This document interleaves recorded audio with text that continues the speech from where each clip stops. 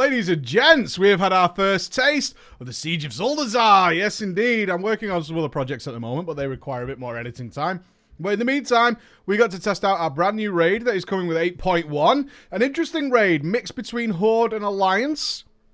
There's 9 bosses total, but the Horde gets 6, the Alliance gets 6. And after you finish, then you get access to the other 3. That's how we think it's working.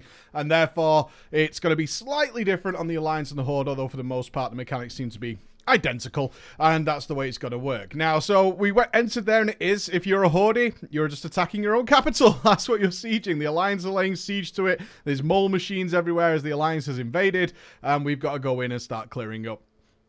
So the first boss that we got to try on the Horde was Frida Iron Bellows, a paladin. We were unsure. This was a boss that was given to us to test. I got the feeling that Blizzard was rushing again. We weren't entirely sure whether it was like a trash mini-boss or the actual boss, but it did confirm this is what we were supposed to be testing, that it was a boss. But it feels like it's woefully unfinished, like way too early to test it. The basic idea, the basic principle of this first boss is that she's a paladin, is Frida, and she has 2 buffs. When she gives herself one of the buffs, you can DPS her and you can't kill the adds. When she has the other buff, you can kill the adds and you don't DPS her. That was about it. The only issue that we saw there was that it was way too easy. Like, even for an entry boss, it felt ridiculously easy. There are some other mechanics going on where she's trying to, like, cast buffs on the adds, but they can be dispelled. All the adds are very difficult and awkward to move because they're chain casting, so the tanks were like, this is just annoying. But you could Ring of Peace them, and you could also, for some reason, like, use abilities like Ring of Peace and Typhoon on the boss itself, which didn't feel appropriate at all. Is that you could knock her backwards and forwards between rings and have fun with her and mess around. Usually you can't do that with a raid boss.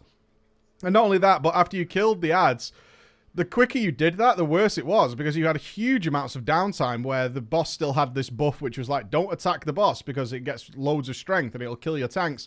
So you just stood around for ages. It felt like a really obnoxious Hellfire Assault boss. So a bit of a shame. We only tested this boss for like 20 minutes where we could easily kill it, and it was difficult to test other things because this boss is bound to change. So a little disappointing and very worrisome, but that worry went away. With King Grong. King Grong. Yes, King Grong is a giant monkey. He is a huge monkey and an actual boss that required a little bit of effort. I like this. This was kind of fun. It kept engaging. It was interesting. It's a very simple boss. It's a bit like the patchwork of the dungeon, a bit like the Fetid Devourer of the dungeon. It's a DPS race where you have to manage a little bit of Mimiron style getting an item. So some adds will spawn. You have to defeat the add, these little machines. That will drop an orb, which forces the boss to go into its very damaging AoE phase. It's Tantrum, right? But it's based on the energy the boss has. So if you let the boss fill to 100 energy, he's going to do his maximum Tantrum, which is a huge amount of damage. It is healable currently. If you're using like defensive cooldowns and stuff, it is possible to heal through the Mega Tantrum. But the idea is you defeat the ad very quickly, the boss has less energy, and you force him to go into Tantrum while his energy's still low, so he does way less AoE damage to the raid, and then you rinse and repeat that cycle. But simultaneously, you've got AoE fear going on, so you have to group up to prevent being feared. As long as you're within 5 yards of each other, you won't get feared. But at the same time, you have robots falling down like you have in Motherlode, some airplanes, some helicopters that are bombing the floor, and if you're too clumped up, you're going to get this massive fire damage going on there. We tried a couple of things to see if we could bait the fire, can we manipulate the fire, but ultimately the basic principle remained the same.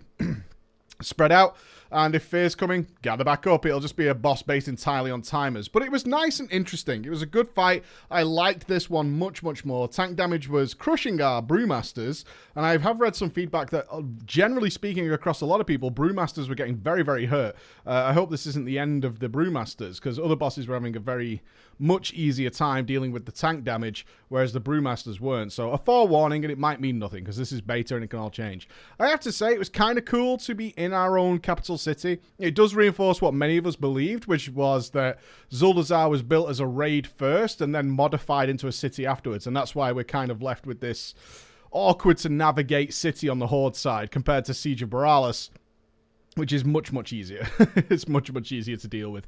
But there you go, our first entry into there. I'm looking forward to doing the first boss again once they actually modify it. I'm not sure why they had us test this boss, because it just had so many obvious problems that weren't tested or fixed in some way. But the second boss definitely gave light to it. And honestly, seeing a giant monkey jumping around the city, I thought was really cool. So there you go, boys and girls. Our little preview of what's to come. Hopefully that excites you a little bit.